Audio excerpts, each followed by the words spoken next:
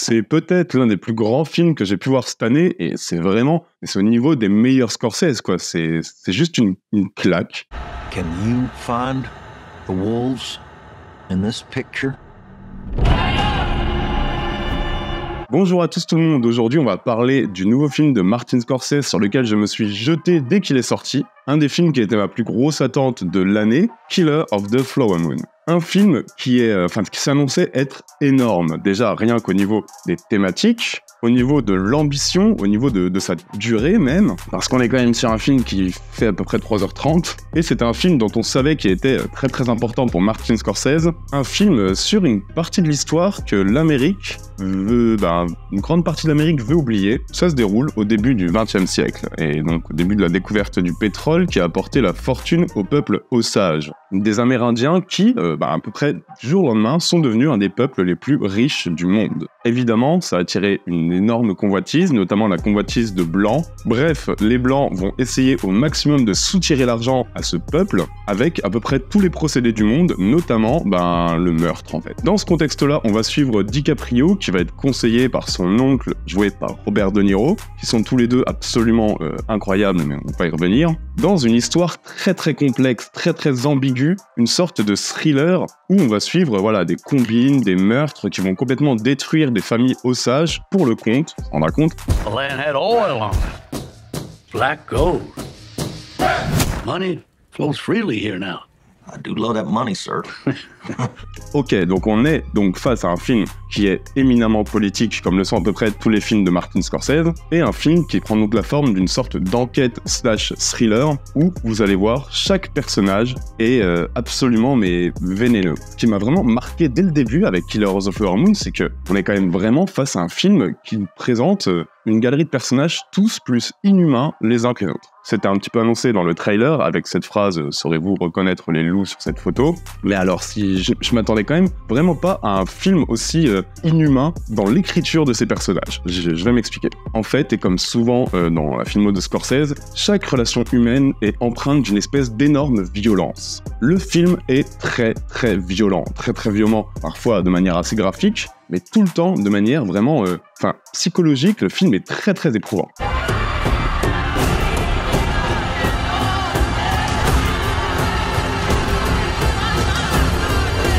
On sait que Martin Scorsese, dans Les Infiltrés, dans Taxi Driver, la violence a toujours fait partie de son cinéma, mais ici, c'est vraiment quelque chose qui empoisonne tout le film, puisque chaque personnage ne considère les autres êtres humains que comme des moyens pour eux de s'enrichir, que ce soit Leonardo DiCaprio qui est une sorte d'anti-héros complètement pathétique, on dirait presque de naïveté, mais non, en fait, il sait ce qu'il fait et ça fait de lui vraiment un personnage odieux, ou alors Robert De Niro, qui, alors lui, c'est vraiment l'antagoniste principal annoncé dès le début du film, qui porte avec lui toute la violence des hommes envers les femmes et des blancs contre les Osages. Et on connaissait le Martin Scorsese capable de chocs, de violence et d'hystérie, comme par exemple dans Les Infiltrés, comme dans Taxi Driver. Et on connaissait aussi le Martin Scorsese capable de filmer l'âme humaine dans toute sa complexité, dans toute sa solitude. C'était le cas par exemple de Silence que j'avais adoré. Et ici on est à peu près dans ce même style. Et on est face à un cinéaste qui connaît parfaitement son métier. Did your wife say who she was most afraid of?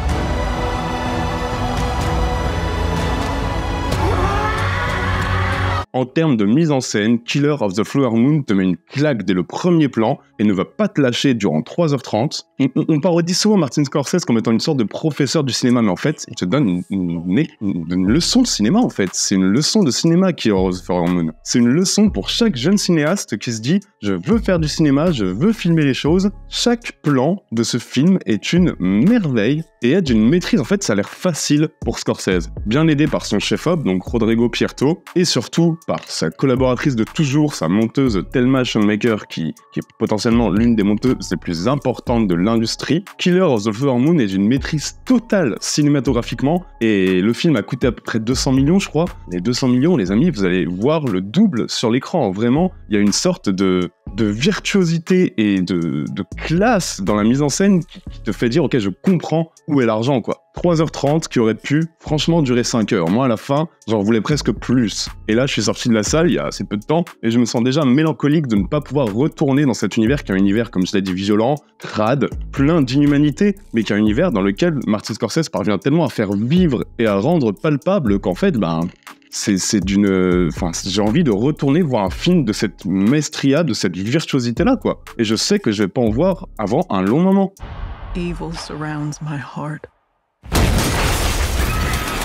C'est juste fascinant en fait. Et c'est fascinant malgré le fait que Scorsese joue très bien avec le malaise. Tout le long du film, on se sent vraiment presque pris au piège, quoi. Puisque c'est un film qui est absolument impitoyable. Impitoyable tant chaque dialogue, chaque action des personnages qu'on est pourtant obligé de suivre, parce que DiCaprio et De Niro sont très très présents à l'image, même si De Niro nous fait peur à chaque apparition en fait. Ce qui est un procédé un petit peu sournois, mais ce qui est un procédé qui te donne vraiment l'impression d'être pris au piège, quoi. Donc une mise en scène absolument merveilleuse, une reconstitution parfaite. Vraiment, la capacité à faire vivre ce monde est assez incroyable. Et là où des grands cinéastes qui ont la même capacité préfèrent créer des mondes, en fait, Scorsese, il s'en sert pour explorer des pages méconnues ou juste très très ambiguës de l'histoire américaine. Et clairement, les amis, en termes de fresque historique, Killer of the Flower Moon est impressionnant. Mais là où Martin Scorsese est vraiment un monstre, un génie, et c'est ce qui fait de lui un cinéaste aussi puissant et aussi reconnu, il faut que je vous parle maintenant de la direction d'acteur.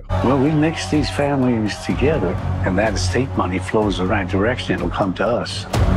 Chaque acteur est dirigé à la perfection. On le sait. De toute façon, là, Scorsese, il s'est entouré de ses copains, entre guillemets. Donc, tu vas avoir DiCaprio, tu vas avoir Robert De Niro. Et leur rôle est tellement magnifiquement écrit qu'en fait, je pense qu'avec une écriture pareille, quand t'es un acteur, c'est tellement du pain béni, t'es obligé d'être bon. Et là, ils sont vraiment au-dessus de bon. DiCaprio, son rôle est très très loin d'être celui d'un héros américain. Et je pense que là, il trouve potentiellement un des plus grands rôles de sa collaboration avec Scorsese, et donc, par définition, un des plus grands rôle de sa carrière. Chaque scène qu'il partage avec Robert De Niro est terrible. Parce que deux représentent chacun de leur côté le pire de l'humanité en fait. Et ce pire de l'humanité, ils sont capables de le faire avec une tranquillité déconcertante. Robert De Niro ne s'énerve pas, Robert De Niro n'en fait pas des tonnes, en fait il l'incarne de manière totalement presque naturelle, l'un des méchants, mais les plus odieux moralement que j'ai vu ces derniers temps, vraiment. Et voilà, il le fait avec une espèce de sérénité qui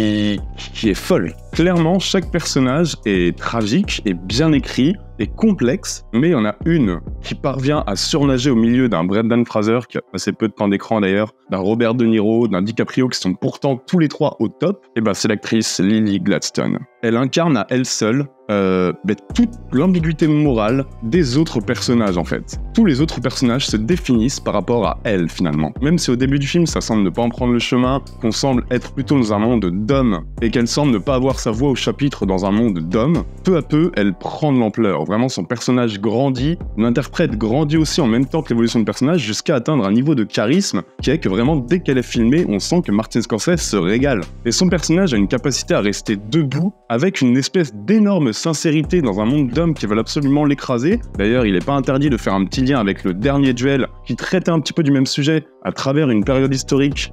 Et je pense que ça peut être intéressant de faire des petits liens, mais vraiment, Lily Gladstone a un personnage qui est génial. Elle n'est pas juste une femme, elle devient l'élément le plus important du film, ce qui évidemment va libérer la rage des hommes contre elle et contre sa famille, mais je vais pas en dire plus. The Osage, their time is over. We got to take back control of our home. Donc, une fresque historique de 3h30, ça peut faire peur, les amis, allez-y, foncez. C'est impossible en fait de s'ennuyer, tellement dès le premier plan, t'es happé dans cette histoire tragique. Une histoire qui a quand même aussi pas mal d'action, une histoire qui multiplie les temps forts et les séquences marquantes, ce qui fait que là on n'est pas face à un jeune cinéaste qui sait pas gérer son rythme, on est face à Martin Scorsese qui sait parfaitement comment capter le spectateur et ne pas le lâcher du début à la fin. Surtout que son scénario est presque un petit peu ludique puisqu'il prend même un petit peu la forme d'un whodunit où le spectateur est invité à essayer de comprendre et à essayer de résoudre l'enquête. Une enquête qui va l'amener dans les tréfonds les plus sombres de l'humanité, et c'est quand même assez incroyable de se dire que le cinéaste qui a fait ce film, qui est d'une liberté dingue, malgré une virtuosité et une maîtrise totale, il a 80 ans quoi. Il a 80 ans et il est en train gentiment de mettre une petite claque à Hollywood en sortant un film monumental. Un film de tous les excès de durée, excès d'ambition. Un film qui est gigantesque et qui pourrait clairement rivaliser avec les grandes fresques historiques d'un Michael Cimino par exemple. Un western / thriller / whodunit / fresque historique qui pourrait bien être l'un des grands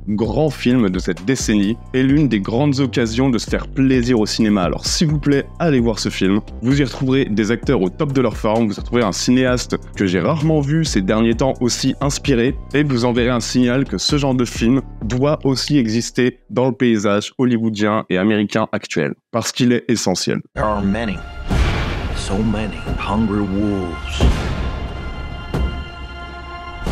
Voilà, donc n'hésitez pas, allez voir Killers of the Flower Moon et vous allez vous régaler. J'espère que cette vidéo vous aura plu. J'ai ouvert un petit Tipeee, donc vous retrouverez le lien dans la description pour aider à soutenir Intercut, qui engendre de plus en plus de frais en ce moment, je vais pas vous mentir. Vous pouvez contribuer à faire grandir cette chaîne, 1 € symbolique suffit très bien pour moi. Et si vous n'avez pas les moyens, parce que c'est compliqué en ce moment, un petit partage du lien Tipeee ou sur Twitter ou où vous voulez, ça aide déjà énormément. Donc merci 1000 fois à vous, merci d'être là. Nous, on se retrouve dimanche pour une nouvelle vidéo, que je pense que vous allez adorer. Et d'ici là, prenez soin de vous, allez voir Killers of the Flower Moon et passez un excellent moment. On se retrouve très bientôt, ciao à tous, bisous.